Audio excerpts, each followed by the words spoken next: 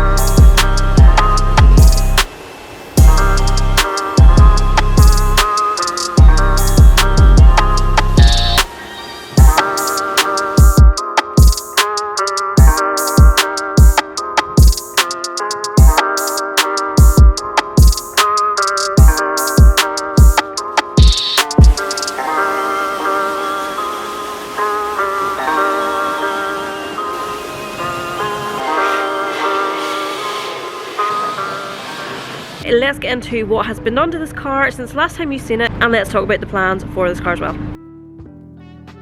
And as some of you may remember, I did break my big toe when fitting the air suspension to the S2000 last year.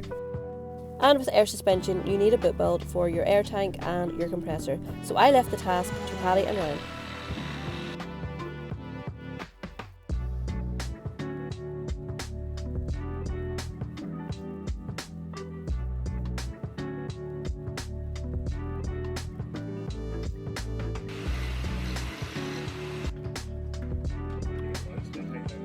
Good job, Paddy!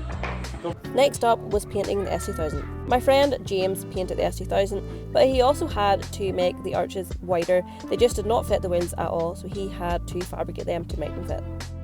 And next up was the interior. It definitely needed some attention. It was completely pulled apart. And with that, 4 months were over and the car was ready for Dub Shed in April. And it did come home with a top 40 prize, which I was really not expecting. And yeah, that was the most awkward interaction ever. So the first thing you're going to see is that this car has obviously been painted yellow. It was grey when I bought it and I wasn't too sure what I was going to do with it, but I did know I wanted a show car and something that stood out from the rest of the cars as well. And of course, what other colour would you go for other than yellow? So it has been painted in the colour Y56, which is the same shade as the Jordan in the garage. And of course then I went for the Maxton design side skirts and kit the whole way around in gloss black. I was toying with the idea of carbon fibre at the time, but I'm so glad I went for gloss black on the exterior. And obviously this car is on Airlift suspension, it's on 3P Airlift. My most favourite thing on the car as well is the BBS's. I have always wanted a set of BBS's, but these are just something else. These are stepped up and they just look so good on the S2000. Luckily for me, I did see them for sale from someone else who had an S2000 as well, so that was such a good little thing to catch my eye on. Got new Honda badges. The Honda badges I had on this weren't great, so got new Honda badges to fit it.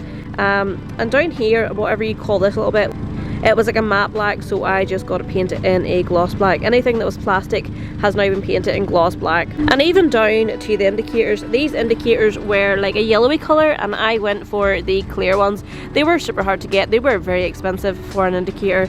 I think they were like 30 quid for an indicator. That's mental, like, but it does set the look off a bit better and it's nicer than the yellowy coloured ones. Moving on to the interior, I have just went for a set of Zilla seats. I did see these for sale on Facebook Market and picked them up quite cheap. They are the glitter back ones as well. And in the interior, I have just sort of kept it simple at the minute, because as you guys know, this build was done within the matter of 4 months, and of course money is not easy got. I have had all this surround done in carbon. It was carbon dipped by my friend James. He painted the car as well, even in around the clocks and around the steering wheel. Anything that I could get dipped was dipped. Just kept my little personal steering wheel, which I got when I just got the car, and luckily enough it did have the yellow in the middle of it, and I just think it stands out really well.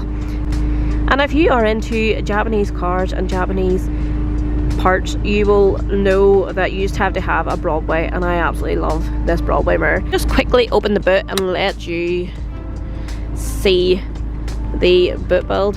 So this is just a basic DIY at home boot build that Ryan and Paddy done, and it is quite a good job, to be fair. There is one piece missing, it's in the garage somewhere, I haven't got that far, it's just a surround, but it is a good job, to be fair.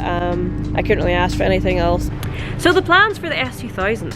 This year I am planning to take the engine out and smooth the bay, shave the bay, get all the wires tucked, and have the bay as empty as I possibly can, obviously to paint it yellow because it's still grey.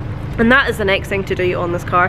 That is my plan this year. Like I said, I wasn't really expecting to win any car shows this year, so that just means that the car has to be bigger and better next year. And I understand that not everyone is going to like this sort of look for the S2000. Some people don't really like stunty cars, and I understand that people on YouTube really are against it, but I've always wanted to have a very nice show car, a very nice S2000, and I think my vision has came to life with how I expected it to look and what I wanted to achieve with it. And I'm so thankful to everyone who has helped me with the S2000 build. It has been literally built in this garage. It's been a lot of good friends, myself and Ryan. Definitely a big thanks to Ryan, he has done so much for me. I have tried my best. I even broke my toe trying to change the suspension.